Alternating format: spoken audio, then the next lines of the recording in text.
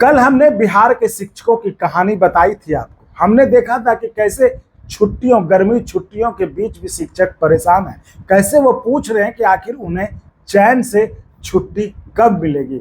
लेकिन उसके बाद हमारे मन में एक सवाल आया कि क्या सिर्फ बिहार के ही शिक्षक परेशान हैं या फिर देश के दूसरे राज्यों में भी शिक्षक कुछ इसी तरह की समस्याओं से जूझ रहे हैं।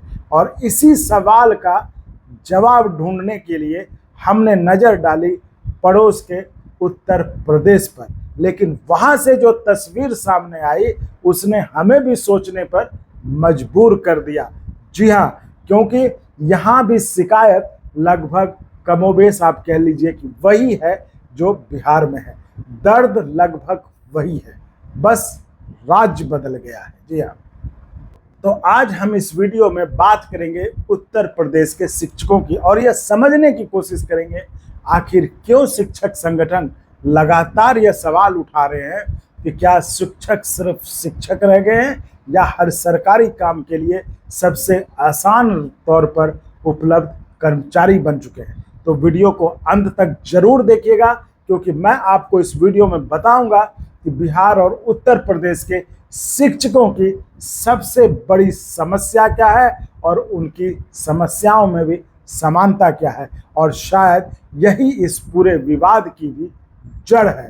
तो यूपी में आखिर क्या हो रहा है। नमस्कार, मैं चंदन कुमार और आप देख रहे हैं देश भर के कर्मचारियों की भरोसेमंद आवाज अंगवानी। जी साथियों, जैसा कि हमने आपको अभी पहले बताया कि इस वीडियो में हम चर्चा करेंगे यूपी में शिक्षकों के हाल की।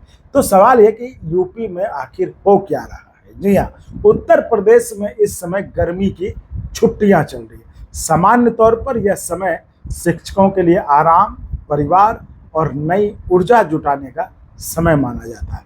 लेकिन शिक्षक संगठनों का आरोप है कि छुट्टियों के दौरान भी शिक्षकों को लगातार विभिन्न सरकारी कार्यों में लगाया जा रहा है। कहीं जनगणना का काम है, कहीं भर्ती परीक्षा है, तो कहीं टीजीटी पीजीटी परीक्षा है, तो कहीं पुलिस भर्ती परीक्षा है और कहीं अन्य प्रशासनिक जिम्मेदारियां हैं। तो अब सवाल उठना स्वाभाविक है कि क्या छुट्टी वास्तव में शिक्षकों के लिए छुट्टी है क्या ये। लेकिन रुकिए, यहाँ जो है सबसे दिलचस्प बात यह है कि शिक्षकों को सरकारी काम से समस्या नहीं है। जी हाँ, समस्या काम से नहीं है, बिल्कुल नहीं है। समस्या जो है वो कुछ और है, और यही बात इस पूरे मामले को जो है महत्वपूर्ण बनाती है। आखिर सोचिए जरा, आखिर शिक्षक कह क्या रहे हैं, है ना। शिक्षक आखिर कह क्या रहे हैं। शिक्षक संगठनों का कहना है कि उन्होंने हमेशा सरकार को सहयोग किया है, सरकार का सहयोग किया है, सरकार का साथ दिया है, चाहे चुनाव करवाना हो, चाहे भर्ती परीक्षा कराना हो, चाहे जनगणना हो। सरकारी योजनाओं को जमीन पर उतारने में जो सरकारी कर्मचारी हैं वो सरकार के साथ मिलकर काम किया और उन्होंने हमेशा सरकार को सहयोग किया। लेकिन सवाल ये है कि क्या हर बार सबसे पहले शिक्षक ही को क्यों बुलाया जाता है इस काम के लिए। क्या सरकार के पास प्रशिक्षित प्रशासनिक स्टाफ की कमी है या फिर शिक्षक सबसे आसान विकल्प। ये सवाल है ना भाई। ठीक है, सारे काम हैं, तो क्या इसके लिए शिक्षक ही क्यों चुनते हैं आप। क्या और प्रशासनिक स्टाफ नहीं है आपके पास। ये इसका जवाब बनता है कि नहीं बनता है।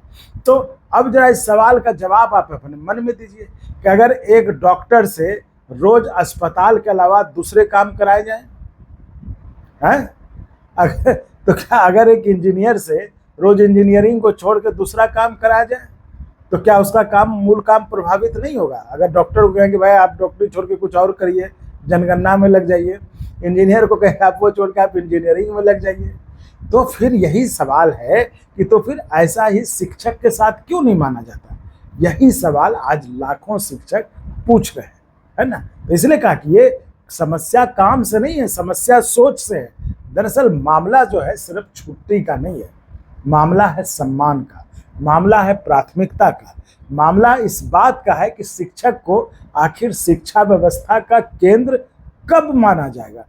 मतलब उनको शिक्षा व्यवस्था का केंद्र माना जाएगा या प्रशासनिक व्यवस्था का सहायक कर्मचारी माना जाएगा। क्योंकि जब शिक्षक का समय लगातार गैर शैक्षणिक कार्यों में जाएगा तो असर आखिरकार बच्चों की पढ़ाई पर ही पड़ेगा। और अब मैं आपको वह बात बताता हूं जिसने हमें सबसे ज्यादा चौंकाया। जब हमने बिहार और उत्तर प्रदेश की खबरों को साथ रखा तो दोनों राज्यों के शिक्षकों की शिकायत लगभग एक जैसी मिली। राज्य अलग, सरकार अलग, लेकिन सवाल एक।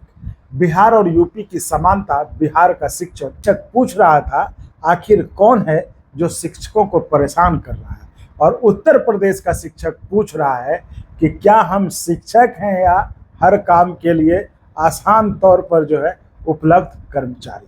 शब्द अलग हैं, ध्यान रखिए, शब्द अलग हैं, लेकिन दर्द एक जैसा है। दोनों जगह शिक्षक यह चाहते हैं कि उन्हें पढ़ाने पर ज़्यादा ध्यान देने दिया जाए, और अगर छुट्टियों में काम लिया जाता है तो उनके समय का सम्मान भी हो, है ना। तो वही कह रहा हूँ, दोनों जगह दर्द एक ही है, लेकिन यहाँ सबसे बड़ा सवाल अभी भी बाकी है साथियों।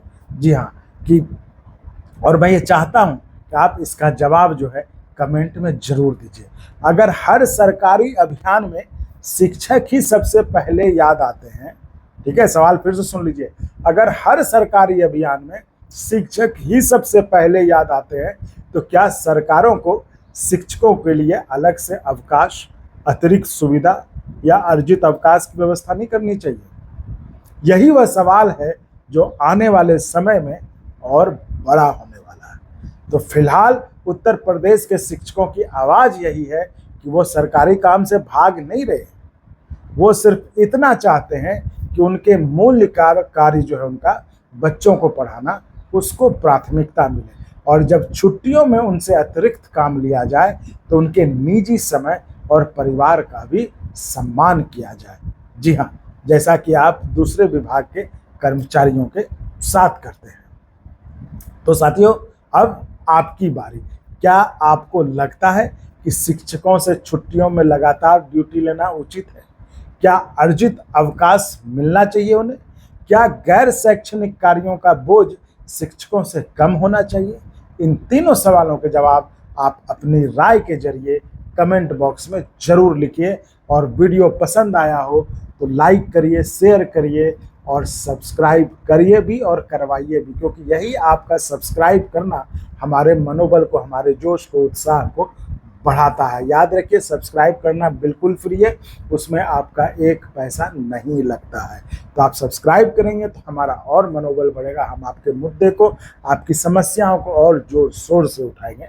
तो सब्सक्राइब करिए भी और करवाइए भी। और जैसा आपको पता है, चैनल चलाने में संसाधन की ज़रूरत पड़ती है, तो आप चाहें, आपको लगे कि अच्छा काम हो रहा है, सपोर्ट करना चाहिए, तो आप हमें आर्थिक तौर पर भी मदद कर सकते हैं। देखिए, सब्सक्राइब तो फ्री है, उसमें आपका एक पैसा नहीं लग रहा है, लेकिन सब्सक्राइब के बगल में जो ज्वाइन का ऑप्शन है, उसमें आप अपने हिसाब से जो लेवल की मेंबरशिप आपको ठीक लगे, आप वहाँ पर जो है उसको ज्वाइन करके मदद कर सकते हैं, या फिर एनुअल मेंबरशिप ले सकते हैं, जिसका कि डिटेल आपको डिस्क्रिप्शन बॉक्स में है, और वहाँ पर आपको अकाउंट डिटेल भी है, जिसके जरिए आप मदद कर सकते हैं। और उससे नहीं तो आप फिर QR कोड के जरिए आप हमें मदद कर सकते हैं। तो साथियों, इस वीडियो में फिलहाल इतना ही। मिलते हैं आपके ही किसी और महत्वपूर्ण मुद्दे के साथ अगले वीडियो में। फिलहाल के लिए धन्यवाद।